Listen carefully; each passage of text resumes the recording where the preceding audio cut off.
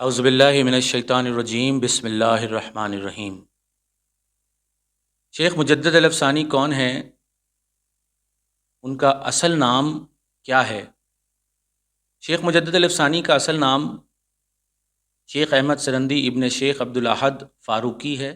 आप 10वीं सदी हिजरी के नहायत ही मशहूर आलिम और सूफ़ी बुज़ुर्ग थे, जो मुजद्दिद अल-अफ़सानी के नाम से मशहूर हैं। बाज़ रिवायत से ये साबित होता है कि हर 1000 साल के बाद तजदीद दीन के लिए अल्लाह तबारक व तआला एक मुजद्दिद मबऊस फरमाता है।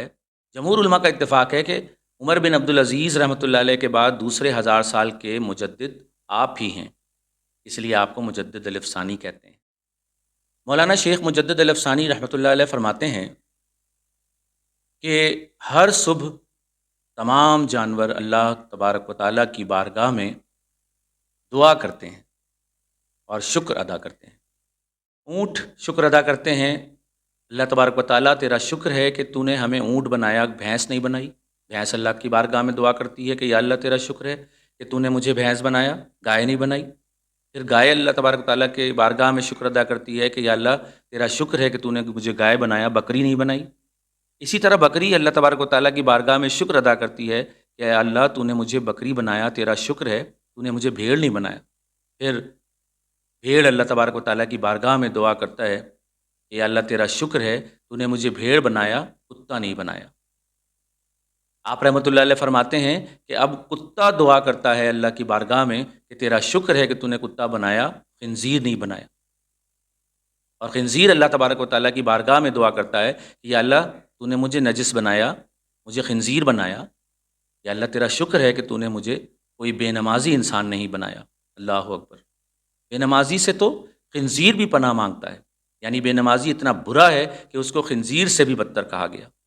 और ये भी सुने कि आप सल्लल्लाहु अलैहि वसल्लम का फरमान है, इब्रानी में हदीस नंबर 3348 में है कि क़ाला रसूलुल्लाह सल्लल्लाहु अलैहि वसल्लम मन तरक सलाता मुतअम्मिदन फ़क़द कफ़र जिहारन।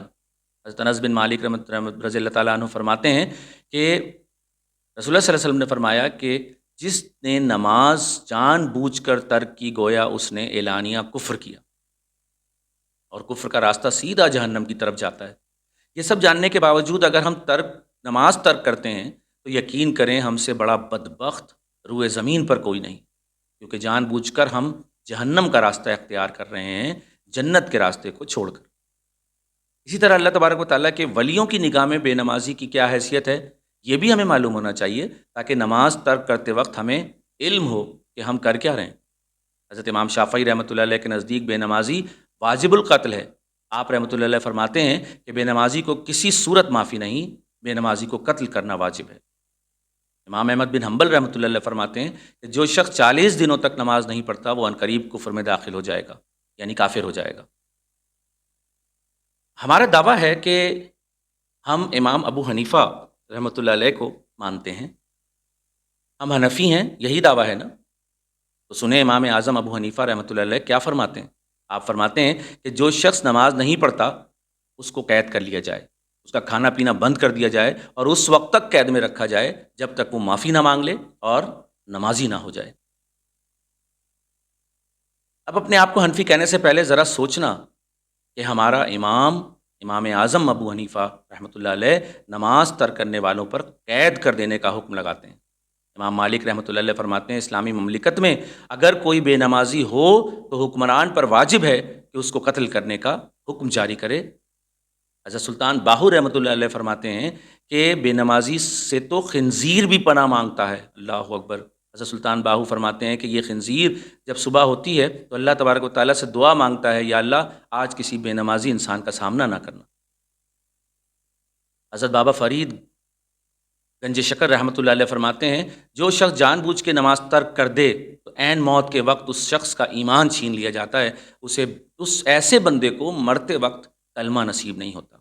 हज़रत शेख अब्दुल कादिर जिलानी रहमतुल्लाह अलैह का हम हर साल बहुत इज़्ज़त व एहतराम धूमधाम से उर्स मनाते हैं, लेकिन बहुत अफसोस के साथ कहता हूँ कि अक्सर लोग हज़रत शेख अब्दुल कादिर जिलानी रहमतुल्लाह अलैह का उर्स मुबारक मनाते हुए नज़र आते हैं, आपका लंगर खाते हैं, लेकिन नमाज़ें अदा नहीं करते।